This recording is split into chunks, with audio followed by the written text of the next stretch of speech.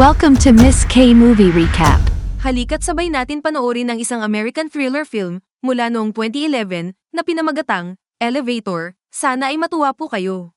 Sa unang eksena ng pelikula, dito sa New York City, na ipinakikilala ang ilang mga karakter ng sabay-sabay. Ang una ay ang security guard na nagngangalang Muhammad na may binabasa sa isang papel na may pagbati sa kanya. Ang isa naman ay ang magaling na comedian na si George, na naghahanda para sa isang event habang walang kahirap-hirap na nagsasanay sa kanyang mga joke. Ang sumunod ay ang isang television reporter na nagngangalang Maureen at ang kanyang kasintahang na si Don, na kasalukuyan ay magkasama sila para dumalo sa event. Ang iba pang mga karakter ay ang isang maganda at buntis na babae na si Celine, pati ang isang matandang byuda na si Jane, papunta din ang malusog na lalaki na si Martin, ang huli ay ang negosyante na nagngangalang Henry Barton, at ang kanyang 10 taong gulang na apo na si Madeline. Sa susunod na eksena, ang lahat ng mga nabanggit na karakter ay dumating sa building para sa isang event na nagaganap sa pinakamataas na palapag ng gusali. Sunod-sunod silang humakbang papasok sa parehong elevator, pagkatapos dumaan sa mga security check. Mukhang claustrophobic si George, kaya hiniling niya sa security guard na huwag ay overload ang elevator. Pinunan ng security guard ang elevator ng 9 na tao, na siyang pinakamataas na limitasyon. Habang umaakyat ang elevator, hindi mapakali si George, nananatiling nakatutok ang kanyang atensyon sa mga numero ng palapag. Sinubukan ni Martin na pakalmayin siya, na sinabi na gumagamit siya ng elevator mula pa noon at hindi ito nagdulot ng anumang problema. Kaya lang, lalong kinabahan si George dahil pinindot ng malikot na si Madeline ang emergency stop button, dahilan upang biglang huminto ang elevator. Dahil dito, uminit ang ulo ni George at pinagalitan ng bata. Sumagot si Henry upang ipagtanggol ang kanyang apo na sinasabing aksidente iyon, ngunit alam ni George na sinadya ng bata gawin yun. Sa kabutihang palad, bago uminit ang sitwasyon, nagawa ni Muhammad na pakalmayin ang lahat. Pagkatapos ay pinayuhan niya si Henry na pindutin na lang ang restart button, matapos niyang gawin. Pinindot ni Henry ang button para sa lobby floor, na nagresulta sa bahagyang pagbaba bago muling huminto. Sa puntong ito, ang claustrophobia ni George ay lumala dahil sa takot, kaya sinimulan niyang sisihin ang bata gamit ang masasamang salita. Kaya nagalit din si Henry, na nag-joke sa kanya na tanggalin si George mula sa kanyang role na komedyante. Gayunpaman, hindi ito nakakaapekto kay George dahil gusto niya munang makalabas ng elevator sa oras ding yun. Ngunit hindi pa rin gumagalaw ang elevator, pinindot ni Henry ang intercom button at inaalerto ang seguridad tungkol sa nangyari. Matapos malaman ng problema, sinabi ng security na magpapadala siya ng maintenance crew. Habang naghihintay sila ng rescue, ang grupo ay nagsimulang makipag-usap sa isa't isa. Sinabi ni Henry na malapit na siyang magretiro sa kanyang posisyon at mamuhay ng mapayapang buhay mula ngayon. Nais lang niyang makahanap ng isang mahusay na kahalili sa lalong madaling panahon. Pagkaraan ng ilang sandali, ang buntis na babae na si Celine ay nakakaramdam ng pangangailangan upang gumamit ng banyo. Hindi na siya makatagal, nagpasya siyang gamitin ang kanyang bag bilang isang improvised na palikuran. Ang iba sa mga tao ay tumalikod habang si Martin ay bukas palad na ginamit ang kanyang Amerikana upang takpan siya. Sa gitna nito, tumingin si Madeline at nagsalita ng bastos na pahayag, agad siyang pinatahimik ng kanyang lolo. Pagkatapos, ang eksena ay lumipat kay Jane, na nagbabahagi ng kanyang masakit na kwento sa lahat.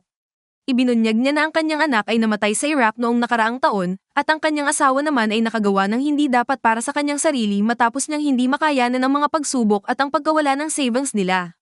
Bumili talaga siya ng ilang shares mula sa kumpanya ni Henry, ngunit mabilis na bumaba ang halaga sa loob ng ilang linggo. Maluhaluhang sinabi ni Jane na binalak nilang mag-asawa na bumili ng bangka para ma-enjoy ang kanilang mga araw ng pagreretiro, ngunit hindi natupad ang kanilang pangarap.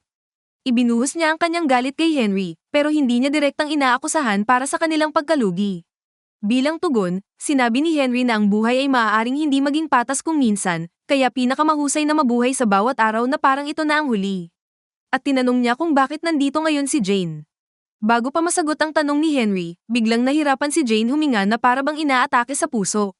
Dahan-dahan siyang bumagsak sa sahig, at sa kanyang huling hininga, ipinakita niya na mayroon siyang bomba, at yun ang dahilan kung bakit siya narito, upang maghiganti pala para sa kanyang asawa. Ang paghahayag ay naging dahilan para matakot sila habang malungkot at agad na tumawag si Martin sa 911 at ipaalam sa kanila ang tungkol sa sitwasyon nila. Hindi nagtagal, pumanaw si Jane at kinumpirma ni Muhammad na dating nagtrabaho bilang isang medic. Pagkatapos nito, ang reporter na si Maureen ay nagsimulang mag-film at mag-stream ng mga kaganapan gamit ang kanyang telepono. Kaya muling sinubukan ni Henry makipag-ugnayan sa security sa pamamagitan ng radyo ng elevator, ngunit siya ay walang pakundangan na sinabihan na magkaroon ng pasensya. Sa gitna ng lahat ng ito, Ang mga nakulong sa elevator ay nagtatalo-talo tungkol sa kung sino ang dapat kumilos upang siyasatin ang katawan ni Jane para suriin kung may bomba ito. Pagkatapos ng ilang sandali na pagtatalo, nagboluntaryo si Celine para suriin ito. Sa una, maingat niyang tinitingnan ang bag ni Jane, ngunit wala siyang ibang nakita kundi isang wallet na naging dahilan upang makahinga ng maluwag.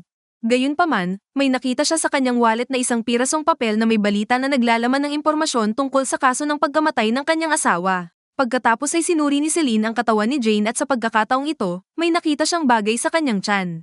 Sa pag-alis ng butones ng mga damit, natuklasan niya ang bomba na nakasecure sa kanyang baywang sa pamamagitan ng isang bike lock. Kaya labis silang natakot at sila ay tumahimik sandali. Samantala, ang reporter na si Maureen, na nagdokumento ng lahat, ay inilipat ang footage sa kanyang istasyon ng telebisyon. Hindi pa rin sila natutulungan upang makalabas, kaya sinubukan nila maghanap ng ibang paraan upang makalabas mula sa elevator. Si Don ang nagkusa, umakyat siya sa kisame at sinubukang buksan ng isang panel sa pag-asang matuklasan ng isang escape hatch. Ngunit puro mga ilaw lang ang nakikita niya doon. Matapos ang lahat ng mga nabigong pagtatangka, sinindihan ni Celine ang isang sigarilyo upang pakalmayan ang sarili, ngunit pinigilan siya ni Don sa paninigarilyo, na binanggit ang posibleng makaapekto sa hindi pa isinisilang na anak niya. Pagkatapos ay tumugon si Celine na may matinding galit, nagtatanong kung gusto na niyang maging isang responsableng ama ngayon. Ang revelasyon na ito ay nakakuha ng atensyon ni Maureen, kaya pinaghinalaan niya na ang boyfriend at si Celine ay nagkaroon ng relasyon. Nang tanungin niya si Don tungkol dito, nag-aalinlangan na isiniwalat na sila ni Celine ay talagang may relasyon noon. Higit pa rito, kinikilala rin niya ang posibilidad na siya ang ama ng hindi pa isinisilang na anak ni Celine. Ang nakakagulat na pag-amin na ito ay nagpasama lalo ng loob kay Maureen sa nalaman niya. Sa labas ng elevator, ang video footage na nai-record ni Maureen ay pinapaalam ang detalye, na ipinalabas bilang breaking news sa buong bansa. Ang gumawa ng bomba, na responsable sa pampasabog na aparato para kay Jane, ay napanood rin ng broadcast. Pagkatapos nito, siya ay mukhang labis na nakukonsensya dahil sa kasalanan. Samantala, ang nakulong na grupo ay nagtulungan na mabuksan ang pinto upang tingnan kung may anumang paraan palabas. Dahil dito, nakita nila ang isang maliit na butas sa itaas at sinubukan ni Don na umakyat. Gayunpaman, ang kanyang pagsisikap ay walang saysay dahil ang butas ay masyadong maliit. Kasunod nito, ginamit niya ang tungkod ni Jane at sinubukan gamitin ito upang maabot ang pindutan ng elevator sa labas. Malapit na niyang maabot ang pindutan, ngunit kasabay nito, mabilis na pinindot ni Madeleine ang ilang mga pindutan sa loob. Na naging dahilan para humiwalay ang preno ng elevator, dahilan para bumagsak ang elevator sa ilang palapag. Ang biglaang pagbaba ay nakapinsala sa braso ni Don, at ang elevator ay dumilim. At sa pagbalik ng kuryente, isang malagim na tanawin ang nasilayan nila, dahil naputol ang braso ni Don, at nasugatan ang noo ni Henry na may malalim na sugat. Mabilis na kumilos at gumamit si Muhammad ng necktie bilang panali upang pabagalin ang pagkawala ng dugo mula sa naputol na braso ni Don. Sa ibang lugar, ang taong gumawa ng bomba ay nakukonsensya sa kasalanan dahil sa panganib sa buhay ng 8 tao, kaya nakipag-ugnayan siya sa mga reporter ng media upang ipagtapat ang kanyang mga maling nagawa. Nang tanungin siya ng press, ipinaliwanag niya ang kanyang mga rason sa likod ng paglikha ng bomba para kay Jane. Inihayag niya ang isang malalim na personal na koneksyon na nagpapaliwanag na ang namatay na anak ni Jane ay isang malapit na kaibigan niya. Kaya naman, nakaramdam siya ng utang na loob sa kanilang pamilya. Dagdag pa rito, ibinunyag niya na ang bomba ay naglalaman ng mga lubos na nakamamatay na sangkap na sumasabog at tinatansya na ito ay nakatakdang sumabog sa loob ng susunod na 10 minuto.